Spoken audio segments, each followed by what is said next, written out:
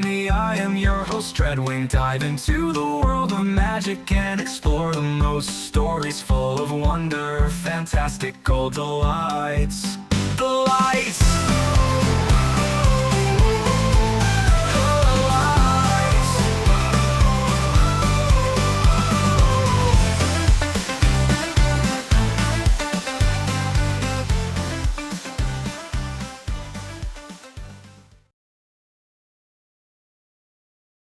RC was in a frantic state after everything that had transpired in only a few short Earth hours.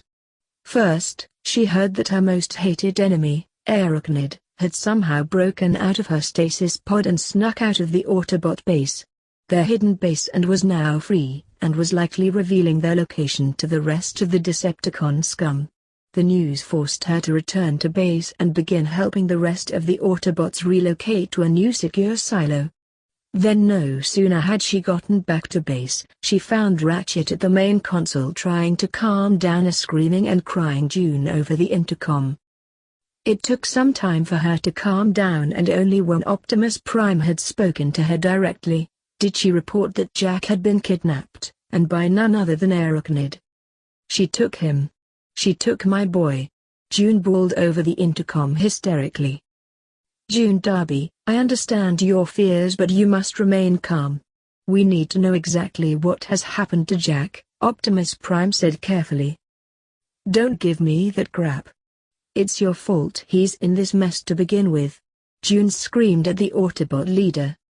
Optimus Prime sighed inwardly. The situation had deeply pained him more than anyone realized. As a Prime, he could not show his true feelings in the face of his soldiers. He had to remain strong and confident to keep their morale at an all-time high. Yet the news of Jack being abducted by Arachnid scared him more than facing Unicorn himself. "Listen to me, June Darby. If there is any chance of saving Jack, we need to all work together," Optimus Prime replied to the upset human woman as he would one of his own fellow Autobots. There was a frustrated groan before June went silent, and then a few seconds went by with only her breath echoing out from the intercom. Then she said, "Why, you're right. I shouldn't have lost it there. We will do everything in our power to save your son, June Darby. You have my word I will get him back to you," Optimus Prime vowed. "Please, you got to get him back." June wept hysterically. I will, June Darby. For the time being, I would advise you make your way here. I have already alerted Agent Fowler of Arachnid's escape. I will update him on the situation and we will focus all our efforts in locating Jack," Optimus Prime said. All right. I'm heading out to you now," June said, and her signal ended. Optimus could not hold back the physical sigh that came out and slouched over the console in grief. "How did this happen?" "I think I found the answer to that, Optimus," Ratchet said loudly as he brought up a schematic of the now destroyed stasis pod. He had the computer reconstruct a virtual model of it and pointed to the upper part of the pod. They all watched as that part of the pod started to disappear, as if melting. A moment later, the pod looked to had deactivated and familiar legs perforated through the hold and started widening it. "See right here? Somehow she melted through the pod and it shorted out, and then she tore her way free." RC was rapidly by his side and looked at the schematic and gasped. That spot. That was where the pod had sliced off one of her legs. It must not have been completely frozen after she was trapped inside. That must have been how she got out. "Let me go see if there's a sample of the substance she used to melt away the pod," Ratchet said, and started to head for the lab, only to be stopped by RC. "What good will that do? Jack is out there, alone, with that psychobot, and it's just a matter of seconds before she does something horrible to him." RC yelled at the medic. "It's the only clue we have right now, RC. I'm hoping I can use the substance she used to free herself to track her down a little easier. Right now, we have nothing to go on other than she got out and for whatever reason went straight to Jack's home." Ratchet argued back at RC. "That'll take too long. We need to act now," RC demanded. "RC, stand down." Optimus Prime ordered. Nothing will be gained if we act rashly. Arachnid is a patient and clever Decepticon and will be ready for us to retaliate to get back Jack. If we act now it will only lead to his demise. RC screamed out in frustration and ran over to punch the wall. Damn her. Optimus remained silent as he watched his best warrior beat her fists wildly on the wall. He approached her and placed one hand on her shoulder. RC, you have to remain strong. We will rescue Jack. How can you know he will be safe? He could be dead already, RC said with a trembling voice. Because that is what we must believe. If we give up on Jack now, then he is truly lost. We must not underestimate him, either. He has tangled with Arachnid before and survived. You must believe that he will be working on freeing himself just as much as we will on finding him, Optimus Prime stated with conviction. RC balled up her fists and her frame shook with anger she forced to suppressed, and then started slowly nodding her head. We need to find Jack, Optimus. I can't lose another partner, not to her. Optimus shifted his gaze away from her for a moment, glancing at Ratchet who had a grim, knowing expression on his faceplate. Optimus withdrew from RC and walked over to the old medic. Get whatever samples you can find around the stasis pod.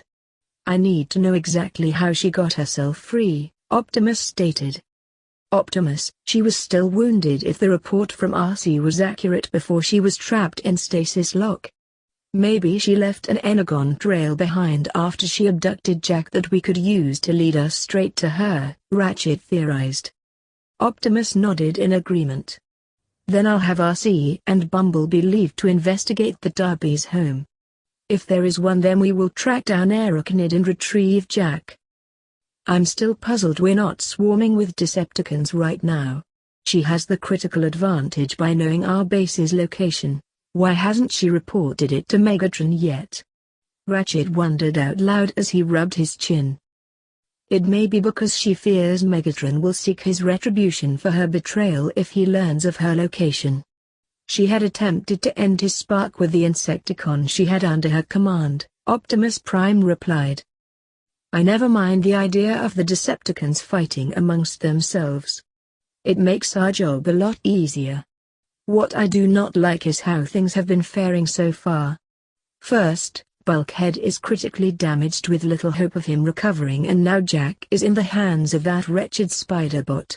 Ratchet said angrily and slammed his hands on the sturdier part of the console.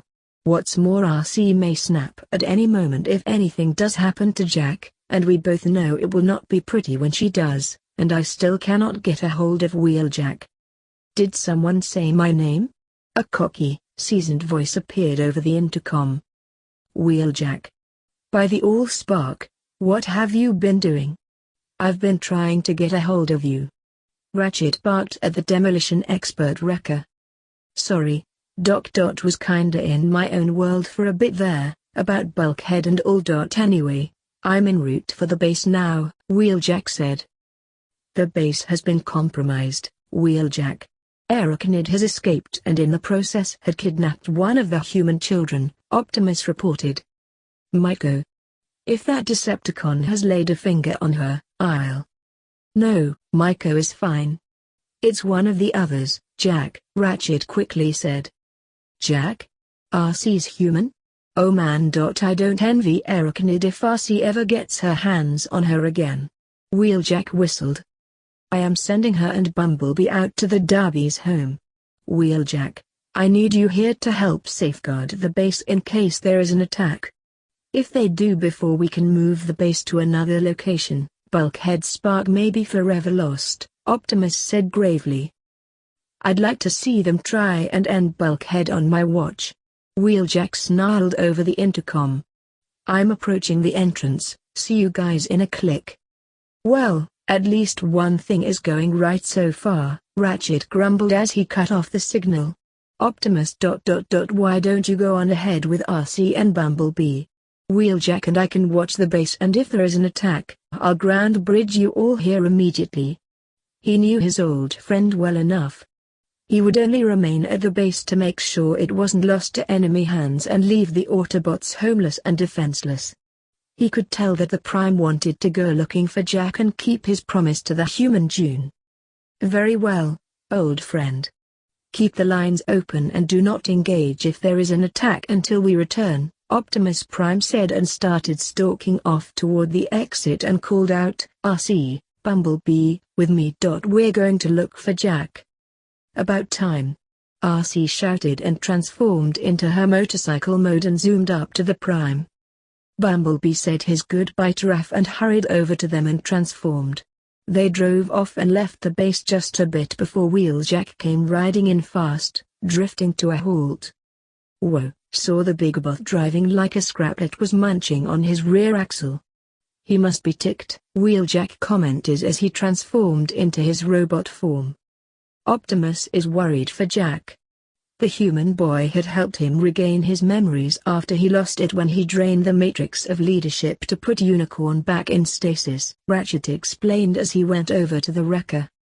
Yeah, Bulkhead mentioned you guys tangled with the destroyer. Thought he was just making that up at first, Wheeljack replied and walked over to where Bulkhead was stationed to see Myko still sitting on top of him. Hey, kiddo. Any changes with him yet? The once loud-mouthed, rambunctious girl just looked up at him silently and shook her head sadly. Wheeljack looked over at his downed wrecker brother and sighed. He still could not stand to see his friend in such a state. It only made him feel helpless, and he hated that almost as much as he hated Decepticons. The human, however, looked worse for wear last time he saw her. If he didn't know better, she looked thinner than last time he laid optics on her. She was currently sitting on his friend's chest plate, gazing down at him in both hope and despair. You've been here with him all this time? Wheeljack remarked softly, upon realizing her current physical state. She must not have been recharging herself since their battle with Hardshell. Yeah. Myko said weakly. Wheeljack's optics widened in amazement and looked over at Ratchet for confirmation and saw the old medic nod once. You're a dedicated friend, Myko. Bulkhead's lucky to have you as a partner. If I had only been with him when he was attacked by Hardshell, I know I could have made a difference. Myko grimaced, sniffing some as her eyes threatened to tear up. Well, you stick with him. You hear? When he does come around, he'll want to see you more than my ugly faceplate, or Doc's, Wheeljack jeered. Hey! Ratchet shouted in resentment. Wheeljack grunted a laugh and glanced at the girl in hopes the joke might have raised her spark levels, and then frowned when she just continued to stare at her guardian and friend. Wheeljack wasn't much of an expert on humans, having spent so little time on the planet, but he knew true grief and spark ache when he saw it. This little one really cared a lot for his friend, and he worried what might happen to the both of them if Bulkhead went offline permanently. It may leave them both scarred for life, and no amount of buffing or time would make it go away. He silently sat down next to Bulkhead and in his own way, joined the grieving for his friend with the human girl. Ratchet gazed at them and felt himself feeling low. Things were not getting any better for the Autobots, and no matter how many times he patched the few that remained, he felt utterly useless when he could not repair the true damage that had been done to his comrades and patients. He prayed to the Allspark that no more harm would befall them. The losses had already been too great, and any more would bring nothing but more agony, and he feared it may be the breaking point for all of them. 4 hours on standard Earth time had gone by, and Arachnid had just finished giving her human his third injection. She would have to wait for another 4 hours before daring to give the next one. As it was, the second injection had caused massive trauma to his body, and she feared she may have killed him in her eagerness. By some miracle, he survived the first major painful alterations to his small form, and had even more grayish skin shining with a metallic hint to it. His frame began to grow in size. It was obviously causing him great discomfort, but it was to be expected by her. She, herself, had gone through a similar experience after her body adapted to the techno-organic components that made up some of her parts now. a pain that she was beginning to relive again as she stopped her interior workings that suppressed the virus's growth she had once fought so hard to rid herself of. She sat near Jack, hissing in pain as her body altered itself. Yet by pure will alone she commanded how her body would change to what she felt would be the best, pleasing form for her soon-to-be equal. She reached up and touched his webbed-up chest, grimacing through the change as she gazed at him obsessively. We'll share this pain together, my Jack. Ugh. You and I will become the perfect pair. She flinched as spikes of agony ripped through her interior structure as real sparks shot out of her torso. I'll be bare it for you. Jack was blinking in and out of unconsciousness, only catching a few bits of what she said. The pain was too excruciating. His mind fought its best to survive the torment, and for a few brief moments when he lapsed into oblivion he was spared from the agony, but only to later wake up screaming as a new stab of pain raked at his body. He screamed for someone to make it stop, to stop the next injection that was causing this suffering. He screamed at Arachnid as she had delivered the third one which he was awake for, pleading for her to just kill him and exact her revenge on him, but then only to feel something stir inside him when she kissed him once again after the injection. Afterwards she would whisper that it would all be over and his endurance to the experience would only make him stronger. He was becoming so confused. He despised the Decepticon for putting him through this hell and forcing him to change to meet her personal preference, but yet in his desperation for relief, he welcomed the kisses and the tender touches she gave him as his body spasmed in white-hot torture all over. Somehow through it all, her crazed affection pierced through the pain and brought him a sense of comfort. His eyes felt like they had burned right out of his skull and he could not really make out much of anything else through the hazy colors that blinded him. His skin had started to rip in places as his body grew, mostly when his bones expanded too quickly. Where gore should have been revealed, a glowing series of wires and techno-organic muscle tissue blazed with moving energy currents. The webbing felt like the only thing keeping him together as his body continued to mutate. At one point, his body had snapped a few of the binding web strands. Arachnid had quickly fixed this and added more webbing to keep his body under control, having to add more strings to the ceiling to support his increased weight. Jack then realized that the webbing was also giving him a source of comfort through the torture, too. It stopped feeling like his prison bonds a long time ago and started feeling more like a safety net. In his frantic state, he wanted her to put more webbing around him, wrapping him up more just to increase that feeling. Arachnid did as he asked and wrapped layer upon layer of her webbing around him until he was almost entirely cocooned, save for his face.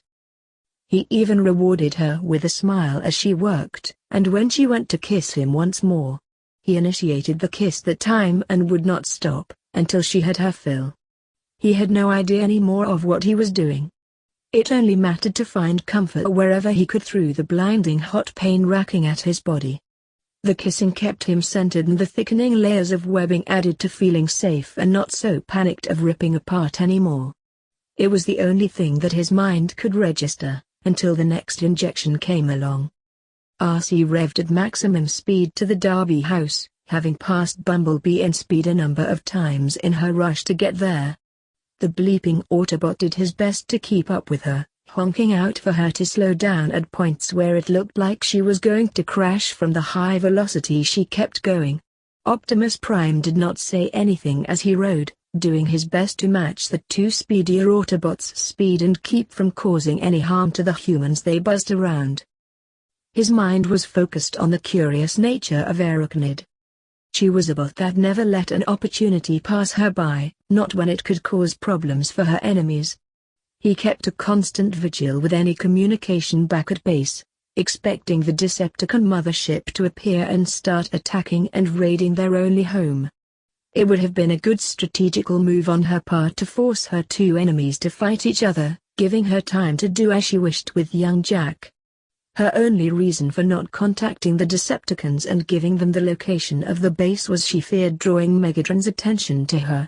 He was ruthless and unforgiving to anyone who betrayed him, and with the constant challenges he found to his command, with Starscream's petty schemes, and now Arachnid and traitorous attempts.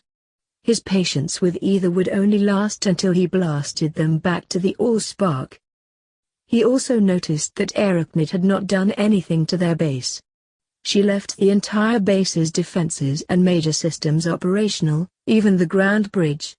It was out of character for her, and it made him worry exactly what her game truly was. He had one theory that she might use their base's location as a bargaining chip with whoever found her first, but she would have gained more if she just reported what she knew to Megatron.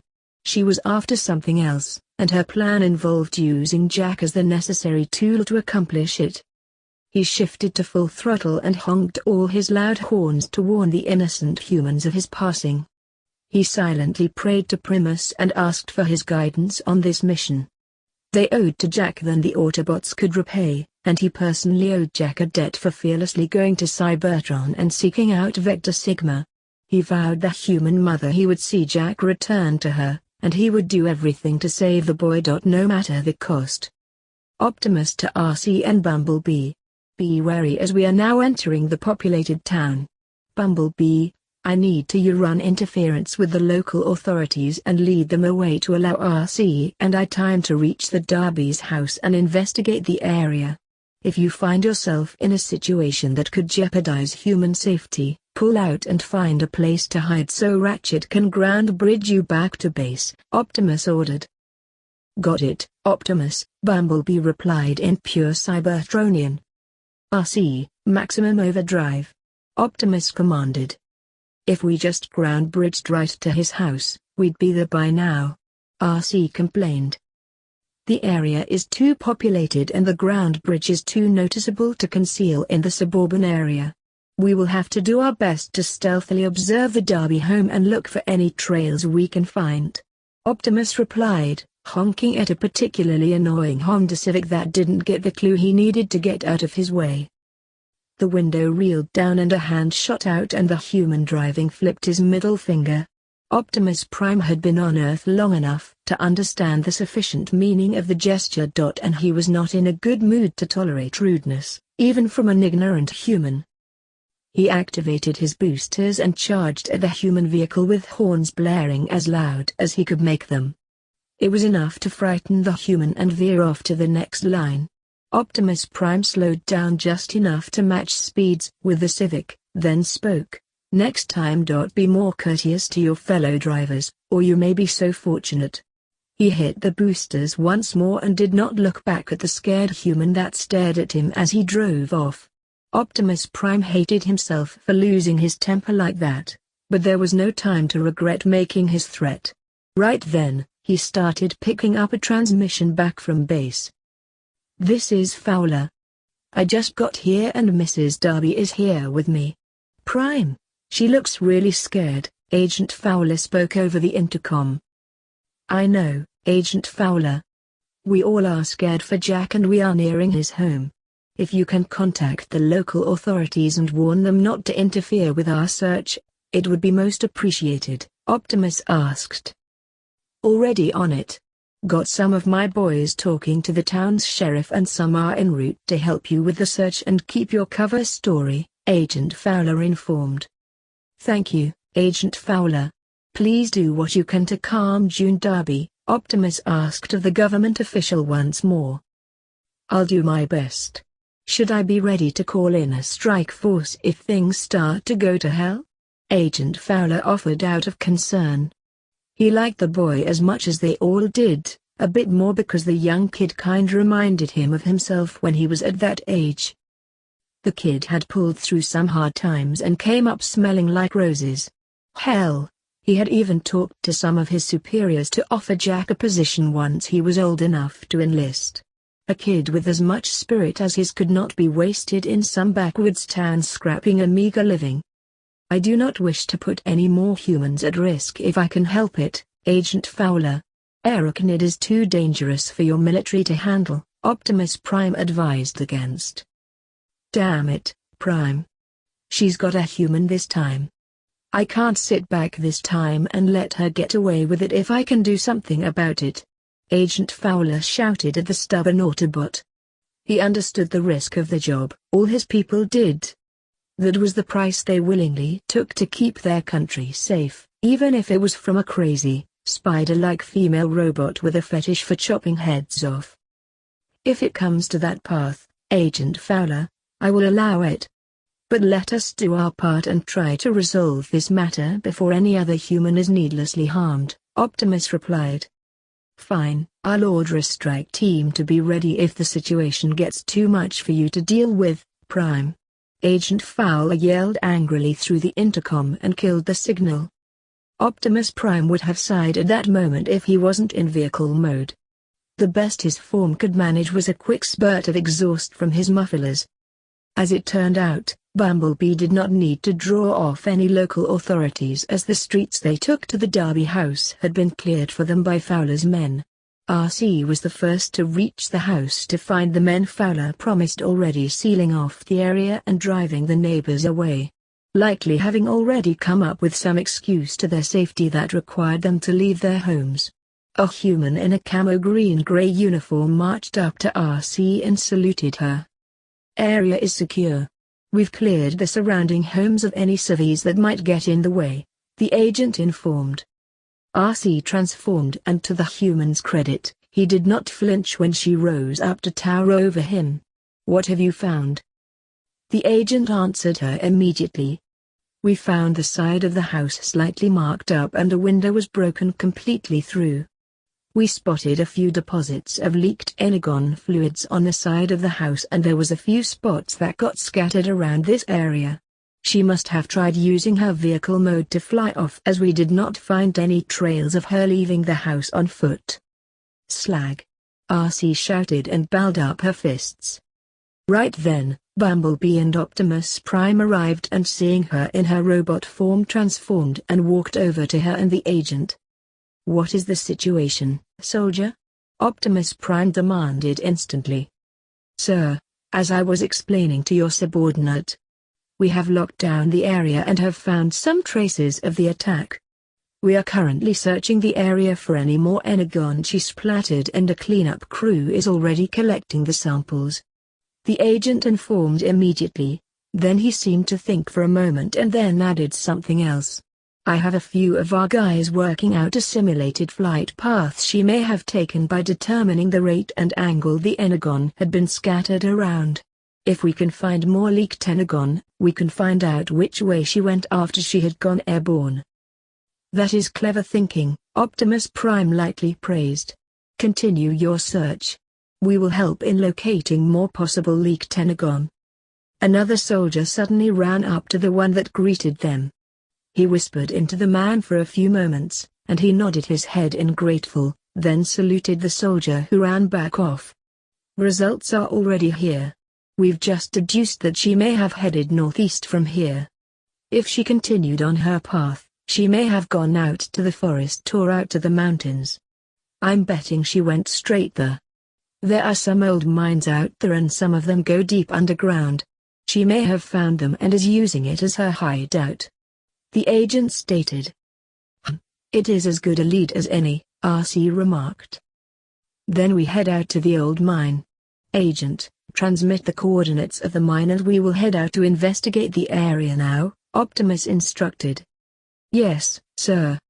The agent replied and quickly went to find the closest technician they brought along.